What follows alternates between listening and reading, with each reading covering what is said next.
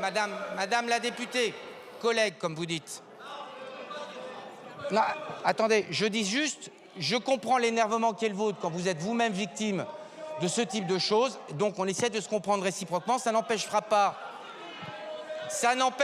que le député en question puisse s'en expliquer auprès de ses collègues. En tout cas, vous pouvez compter sur notre groupe comme sur chacun des groupes qui sont à l'Assemblée pour veiller à faire en sorte que les débats pendant la séance et tout aussi important à l'extérieur de la séance, une fois que les séances sont suspendues, puissent se passer dans les bonnes conditions, c'est-à-dire des conditions de débat et de respect mutuel et d'abord physique.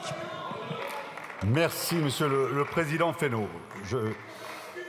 Suite à l'incident qui a eu lieu pendant la suspension de séance, je proposerai à Madame la Présidente d'évoquer cet incident lors de la prochaine réunion du Bureau. C'est ce que je vous propose. Il y a eu un rappel au règlement de la part de Monsieur Delaporte, un de la part de Monsieur Fesneau. Je vais laisser encore un à Monsieur Léaumont qui a été directement pris à partie tout à l'heure, mais je vous propose ensuite que nous puissions reprendre l'examen du texte. Monsieur Léaumont, pour un rappel au règlement que je vous invite à faire succinct.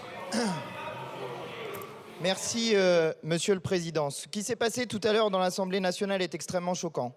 L'un de vos collègues, en effet, a menacé d'abord notre collègue socialiste. Puis, alors que je lui demandais de quitter l'hémicycle, est venu me menacer. Et heureusement, Monsieur Fesneau, effectivement, que vous étiez là pour retenir le collègue de votre groupe, mais aussi, et je les remercie, que les huissiers sont intervenus pour le faire reculer. Parce que sinon, je ne suis pas sûr du fait qu'à la fin de la soirée, je ne me serais pas pris une baigne. Mais voyez-vous, Monsieur Fesneau, plutôt que d'essayer de ramener le calme, ce que j'essaye personnellement de faire, plutôt que d'essayer de ramener le calme, vous venez de nous dire que votre collègue était choqué du fait qu'il avait reçu des mails compte tenu de sa position de blocage sur le blocage qu'il est en train de faire ce soir, à cause des propos que vous tenez sans arrêt, en nous traitant d'antisémites, ce qui est faux, en nous traitant d'islamo-gauchistes, ce qui est faux, en nous traitant de complices du terrorisme, ce qui est faux. Nous recevons des menaces de mort, sur nos familles. Voilà ce qui se passe à cause de vous. Et moi, Merci de je vous en prie.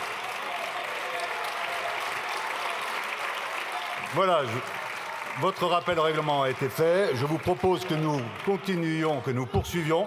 Si nous partons sur une nouvelle série de rappels au règlement, ça va à nouveau envenimer les choses. Je vous ai indiqué très clairement que je proposerai à Madame la Présidente d'évoquer cet incident lors de la réunion du Bureau et que ce sera le Bureau qui statuera.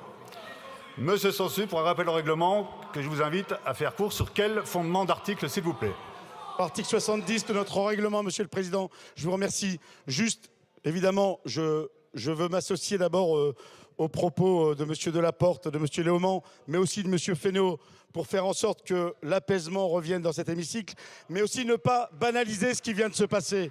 Ne pas banaliser ce qui vient de se passer. Il y a eu des sanctions pour des collègues pour bien moins que ça. Pour bien moins que ça.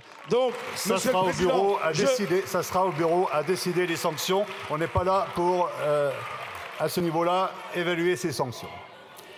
Ce que je vous propose, c'est que nous reprenions l'examen des amendements.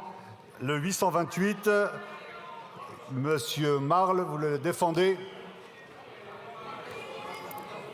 C'est de droit. C'est de droit.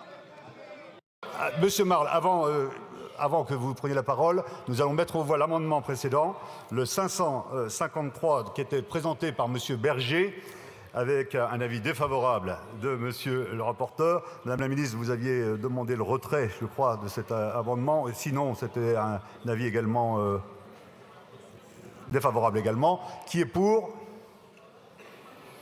Qui est contre? Il n'est pas adopté. Nous passons maintenant à l'examen d'amendements pouvant être soumis à une discussion commune. Le 828, Monsieur Marle.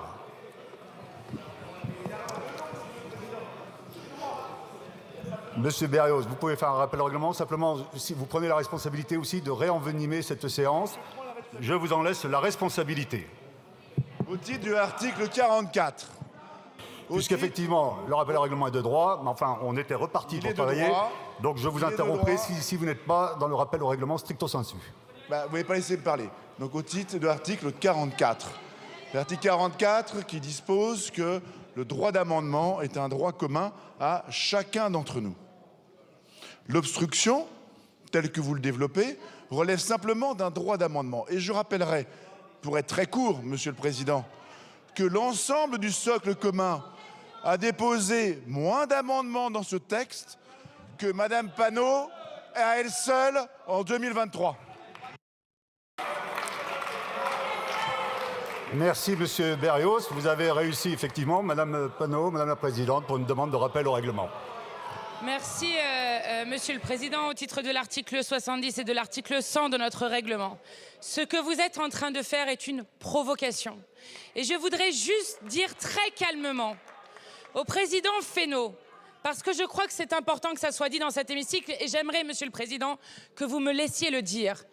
Il n'y a aucun rapport entre le fait que des votes soient publics. Je crois que nous sommes toutes et tous ici représentants du peuple. Nous ne sommes pas dans un conseil d'administration. Il n'y a aucun rapport avec le fait de recevoir des mails. Et comme nous, à cause des cibles qui nous sont mis dans le dos, d'avoir 10 000 appels en 4 heures sur nos téléphones, d'avoir nos familles appelées, d'avoir un député qui a dû déménager 2 fois, d'avoir des menaces de mort comme celle sur Jean-Luc Mélenchon, avec des personnes condamnées pour avoir tenté de l'assassiner avec un lance-flamme. Voilà de quoi nous parlons.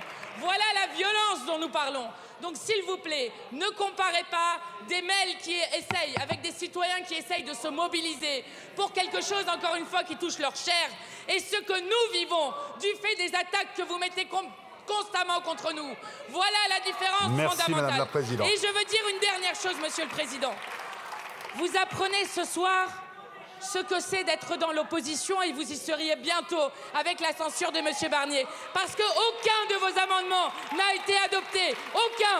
Donc nous réussirons à faire échouer cette réforme de la retraite à 64 ans, et nous censurerons Monsieur Barnier. Je vous remercie.